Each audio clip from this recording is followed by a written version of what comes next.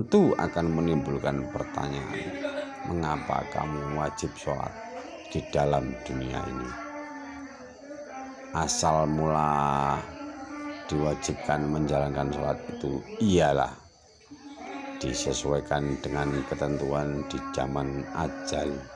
Kegaiban yang kau rasa saat itu, bukankah kamu juga berdiri tegak, bersedekap menciptakan keheningan hati, bersedekap menyatukan konsentrasi, menyatukan segala gerak. Ucapanmu juga kau satukan. Akhirnya kau rukuk tunduk kepada yang menciptakanmu, merasa sedih karena malu, sehingga menciptakan timbul keluar air matamu yang jernih, sehingga tenanglah segala kehidupan rohmu. Rahasia iman dapat kau resapi. Segala merasakan semua itu, mengapa harus sujud ke bumi?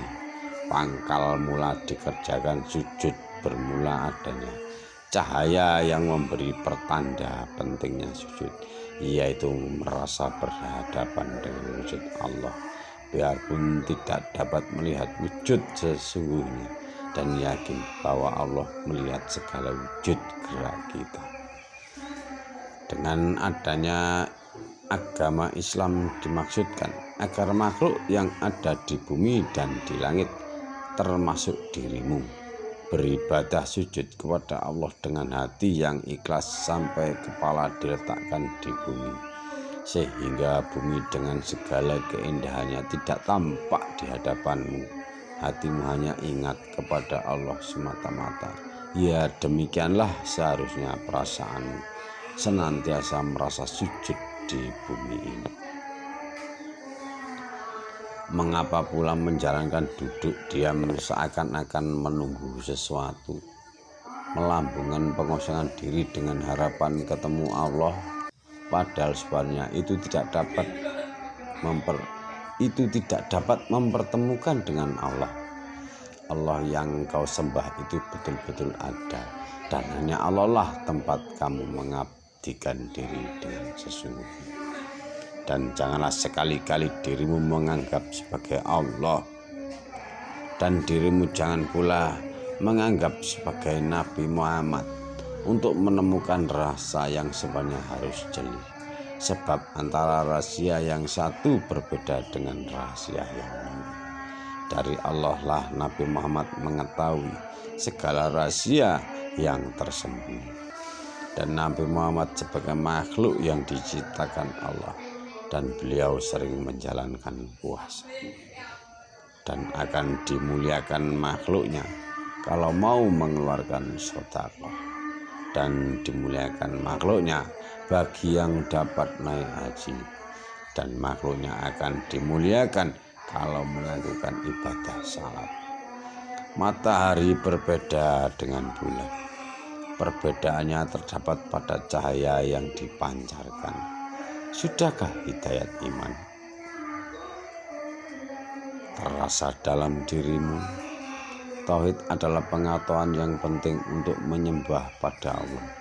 Juga makrifat harus kita miliki untuk mengetahui kejelasan yang terlihat. Ya ru'yat, ya dengan melihat pakai mata telanjang sebagai saksi adanya yang terlihat dengan nyata. Mari kita dalami sifat Allah yang sesungguhnya, yang aslinya dari Allah. Sesungguhnya Allah itu Allah yang hidup. Segala af'al atau perbuatan adalah berasal dari Allah. Itulah yang dimaksud dengan ru'yati. Kalau hidupmu senantiasa kamu gunakan ru'yat, maka itu namanya khairat. Makrifat itu hanya ada di dunia. Juara awal khairat atau mutiara awal kebajikan hidup sudah berhasil kau dapatkan. Untuk itu, secara tidak langsung kamu dapat mendapatkan pengawasan pengawasan kamil atau penglihatan yang sempurna. Insan kamil atau manusia yang sempurna berasal dari zatullah, zat Allah. Sesungguhnya ketentuan gaib yang telah tersurat adalah kehendak zat yang sebenarnya. Sifat Allah berasal dari zat Allah. Insan kamil namanya kalau mengetahui keberadaan Allah itu. Bila mana tidak tertulis namamu di dalam nuqat gaib insan kamil, itu bukan berarti tidak tersurat. Yaitulah yang dinamakan puji budi. Berusaha memperbaiki hidup akan menjadikan kehidupan nyawamu semakin baik, dan serta badannya akan disebut badan Muhammad yang mendapat kesempurnaan hidup. Syekh Melaya berkata lemah lembut, mengapa sampai ada orang mati yang dimasukkan neraka?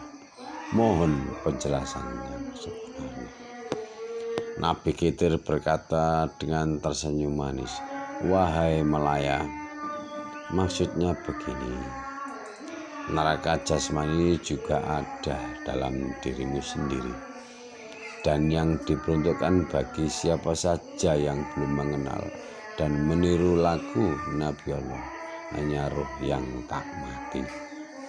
Hidupnya roh jasmani itu yang sama dengan sifat hewan, maka akan dimasukkan ke dalam neraka. Juga yang mengikuti bujuk rayu iblis akan mengikuti nafsu yang merajalela seenaknya tanpa terkendali, tidak mengikuti petunjuk Tuhan Allah Subhanahu wa Ta'ala. Mengandalkan ilmu saja tanpa memedulikan sesama manusia keturunan Nabi Adam, itu disebut imam tahdrot. Ketahuilah bahwa umat manusia itu termasuk badan jasmani. Pengetahuan tanpa guru itu ibarat orang menyembah tanpa mengetahui yang disembah. Dapat menjadi kafir tanpa diketahui, karena yang disembah kayu dan batu, tidak mengerti apa hukumnya. Itulah kafir yang bakal masuk neraka jahanam. Adapun yang dimaksudkan dengan roh idofi adalah sesuatu yang kelak tetap kekal sampai akhir nanti kiamat dan tetap berbentuk ruh yang berasal dari ruh Allah. Yang dimaksudkan dengan adanya cahaya adalah yang memancar terang serta tidak berwarna, yang senantiasa menerangi hati penuh kewaspadaan, disebut iman maksum, atau kalau sudah mendapat ketetapan sebagai panutan jati, orang yang sudah layak dijadikan suri tolak dan segala tingkah lakunya. Bukankah demikian itu pengetahuanmu? Kalau tidak hidup begitu, berarti itu sama dengan hewan yang tidak tahu adanya sesuatu di masa yang telah lewat. Kelak nanti tidak boleh tidak, karena tidak mengetahui keislaman, maka matinya tersesat, kufur serta kafir badannya. Namun bagi yang telah mendapatkan pelajaran ini, permasalahan dipahami lebih seksama baru dikerjakan. Allah itu tidak berjumlah 3. Yang menjadi suri tolak dan adalah Nabi Muhammad. Bukankah sebanyak orang kufur itu mengingkari 4 masalah yang prinsip? Di antara bingung karena tiada pedoman manusia yang dapat diteladani. Kefakiran mendekatkan pada kufur, kafir. Fakir dekat dengan kafir. Sebabnya karena kafir itu buta tuli, tidak mengerti tentang surga dan neraka. Fakir tidak akan mendekatkan pada Tuhan, tidak mungkin terwujud pendekatan itu. Tidak menyembah dan memuji karena kefakirannya. Seperti itulah kalau fakir terhadap zatullah. Dan sesungguhnya Tuhan Allah mematikan kefakiran manusia. Kepastiannya ada di tangan Allah semata-mata. Adapun wujud Dzatullah, tidak ada satu makhluk pun yang mengetahui kecuali Allah sendiri. Roh idofi menimbulkan iman. Roh idofi berasal dari Allah yang Esa. Itulah yang disebut iman tauhid, meyakini adanya Allah, juga adanya Muhammad sebagai Rasulullah. Tauhid hidayat yang sudah ada padamu, menyatu dengan Tuhan yang terpilih, menyatu dengan Tuhan Allah baik di dalam maupun di akhirat. Dan kamu harus merasa bahwa Allah itu ada dalam dirimu. Roh idofi ada dalam dirimu. Makrifat itu sebutannya, hidupnya disebut syahadat. Hidup tinggal di dalam hidup. Sujud, rukuk sebagai penghiasnya. Rukuk berarti dekat dengan Tuhan pilihan. Penderitaan yang selalu menyertai menjelang ajal, yaitu sakaratul maut, tidak akan terjadi pada dirimu. Jangan ikut takut menghadapi sakaratul maut, dan jangan ikut-ikutan takut menjelang pertemuanmu dengan Allah. Perasaan takut itulah yang disebut dengan sakarat. Roh idofi tidak akan mati. Hidup mati, mati hidup. Akuilah sedalam-dalamnya bahwa keberadaanmu itu terjadi karena Allah itu hidup dan menghidupi dirimu dan menghidupi segala yang hidup. Sastra lip huruf alif harus dimintakan penjelasannya pada guru. Jabar jernya pun harus berani susah payah mendalamnya. Terlebih lagi pengetahuan tentang fakir, kafir, dan syirik. Sesungguhnya semua itu tidak dapat dijelaskan dengan tepat. Maksud sesungguhnya, orang yang menjalankan sholat itu berarti sudah mendapatkan kanugrahan sifat Tuhan Allah sebagai sarana pengabdian hamba terhadap Tuhan Allah.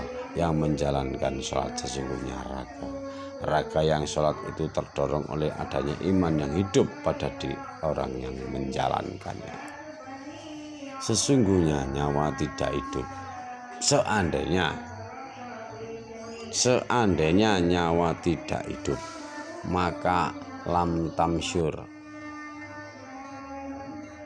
tidak akan menolong semua perbuatan yang dijalankan.